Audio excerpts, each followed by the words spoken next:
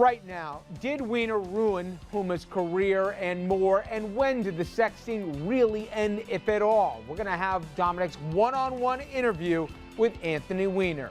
And next, Riley Cooper caught off the field saying the N-word. Many people debating right now what the appropriate punishment ought to be. And later, should the U.S. boycott the Olympics in Russia? After the latest homophobic law and the decision now to give safe harbor to Snowden, some say that is now the time to pull the plug. Good evening, everybody, and welcome to RFL. I'm Richard French. Thanks so much for joining us this Friday evening, August 2nd. And let's start tonight with the latest from the Weiner campaign. It has been a tough week, to put it very mildly, here for the embattled candidate, from sinking poll numbers to a new controversy seemingly every day surrounding his loopless communications director, more comments, more allegations attached to the campaign. But he says he's not going anywhere. He will soldier on and stay in this race. Well, today he sat down with our own Dominic Carter.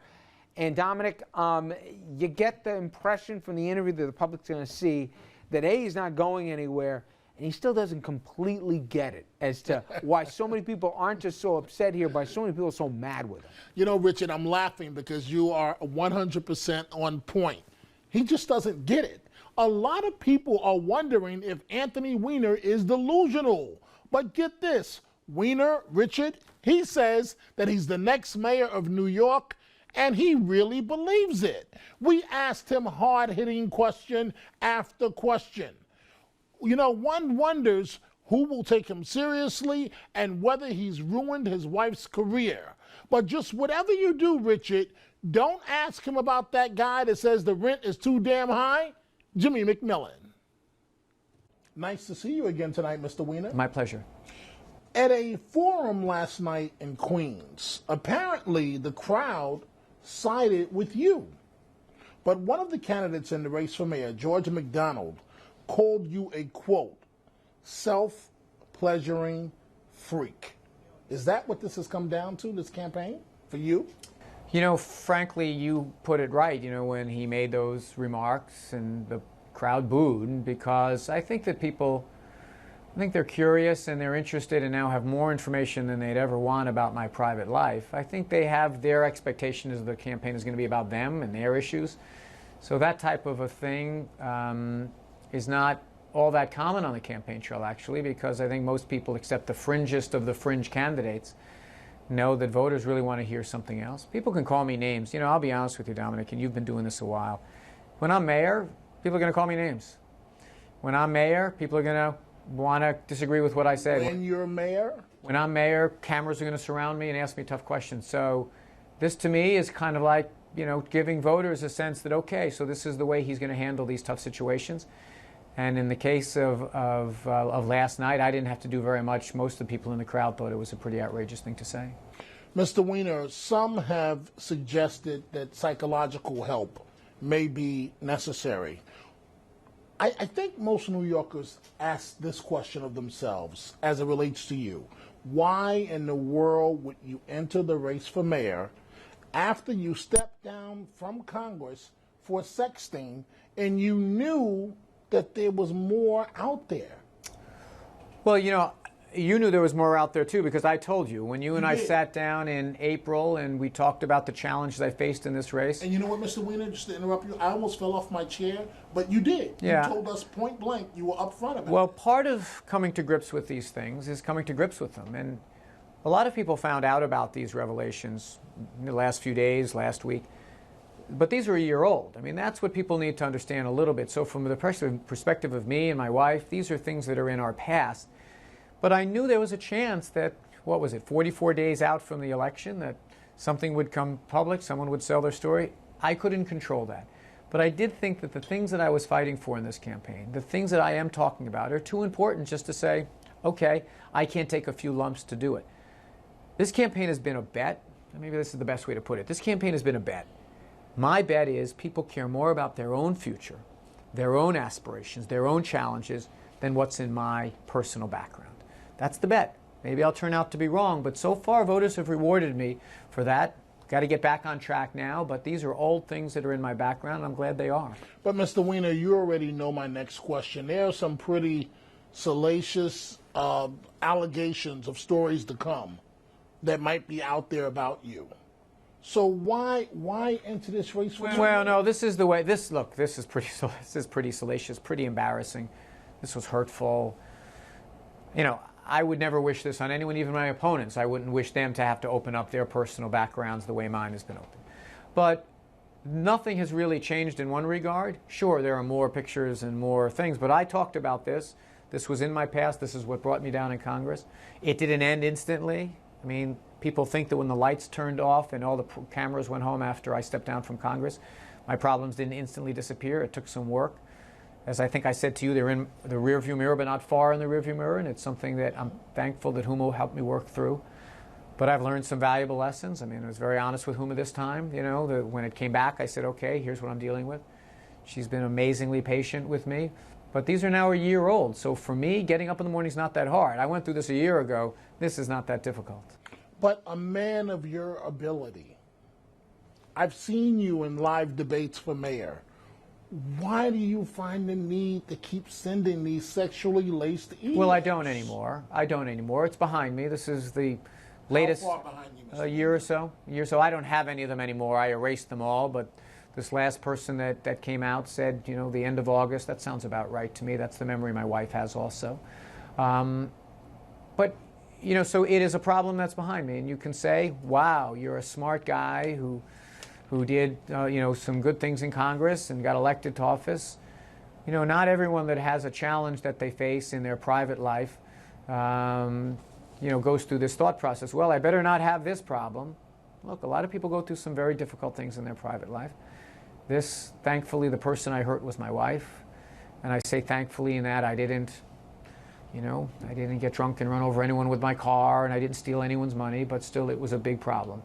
And she helped me get through it, and I'm very blessed that she gave me a second chance. Mr. Weiner, if you are elected mayor of New York, how do we know you won't do this again? Look, I guess there's only one real validator for that question, and that's my wife. You know, she wouldn't have stayed with me if she thought these things were going to recur. She helped me get by them. She's convinced, and as I am, that they're behind me. I can tell you that whenever you vote for someone, you can't say, certainly you know everything. I'm sure when people voted for the city council speaker and she promised that she wouldn't overturn term limits and then she did, you know, there's no promises and guarantees, but I can tell you that I'm not doing these things now. I am not going to do them in the future. I've learned a lot. I've gotten better, and now I'm moving forward. But if you don't win this race and you stay in this to the end, the person that benefits the most is the person you told me that you can't endorse under any circumstance, and that's City Council Speaker Christine Quinn. So aren't you helping her indirectly? Look, I'm going to win this race. So really any conversation about who comes in second or third or fourth is really for the pundits, but not for me. I'm focused on one campaign. I'm focused on a winning campaign. I'm focused on my campaign. Mr. Weiner, do you really believe in your heart that you are going to win this campaign? Yes, I am going to win this campaign. And I'll tell you why. I've got better ideas. I'm showing that I'm a stronger person. I'm a stronger leader. I'm showing that, frankly, every single day. Look, Dominic, I'll make it easy for you. There's a whole bunch of people in this race that if you like the way things are going, you can vote for. You've got a city council speaker, a public advocate, a controller, a past controller, a councilman. You've got people who are basically from the organizing, governing apparatus that we have today. If you like that, stick with it. If you want something different, you really have one choice. If you want someone who's running a different kind of campaign, who's kind of a disruptor in this race, someone who's not lining up unions, famous people, Democratic clubs, who's really fighting for the middle class and those struggling to make it, I'm your guy. So I'm absolutely convinced that that's where the electorate is today. Now, what about Mr. Spitzer? Your reaction to Mr. Spitzer declaring that you should not be mayor? He has a vote. He's going to get us a chance to cast it. If I lose by one vote, I know who to blame. Are you offended that he says you shouldn't be mayor? I don't. Look, that's the least that people have said about me in some places. I don't get offended easily. I'm a fighter, but I'm a fighter for the right things. I'm a fighter for the middle class and those struggling to make it. This isn't about my feelings. If it was, I wouldn't have gotten into politics years ago, and I probably wouldn't be in politics today. Given Mr. Spitzer's past, should he be the city controller? I haven't decided on who I'm going to vote for controller. I'm not endorsing anyone. I'm not even paying that much attention to the controller race. I vote in every election. I'm sure I'll vote in that one, but I don't have any comment on their campaign. I've enough problems with my own. What do you say to critics that claim your behavior has been so reckless that you may have harmed your wife's stellar career? That she's Sorry people feel that way. Dominic, we're going to have a nice long conversation with here. Are you sure you want to make the entire conversation about something that I think people know a lot about? I mean, people have asked these questions. People know what's in my background. They've got the facts. I think part of what you saw the other day at Laurelton is people say, you know what, enough. Enough is enough. At a certain point, find out what the guy's going to do for my housing. Find out what he's going to do. This election, Dominic, is not about me. It's about the people watching RNN right now who want to know, you know what? What kind of a mayor am I going to have? Who's going to solve my problems? Who's going to make sure my kids have a school system that's as good as it? Now, if you're the reporter, I'm just the subject. You can ask these questions as much as you want. But at a certain point, I think we've got to start saying enough is enough already. Okay, so you said the last emails that you've sent like that were a year ago. I mean, I don't have any of the records anymore. The first thing you do when you recover from something like this is purge it from your life. My memory jibes with, the end of August. There might have been emails that went back and forth, but nothing untoward, nothing inappropriate, no pictures. I don't think anything past the end of August, early September. Well, Jimmy McMillan, the rent is too damn high. That's his claim to fame. McMillan, who was a punchline in the campaign, and we're almost done, we've got about a minute here, he's endorsed you, saying that we are, quote, all freaky. He just, referring to you, exposed his freakyism in the wrong way. Your reaction? Are you being serious? I'm just asking you a question, Mr. Weiner. My reaction to Jimmy McMillan's quote, I don't have one, Dominic. And so the campaign goes forward, yes, sir. You're in this until the very end. Well, I've got another 39 days for the primary. There may be a runoff because I'm going to finish first, but I don't know if I'm going to clear 40. 3 weeks then for a runoff, and then you've got the general election. None of these are going to be easy races. I'm going to work hard each and every day.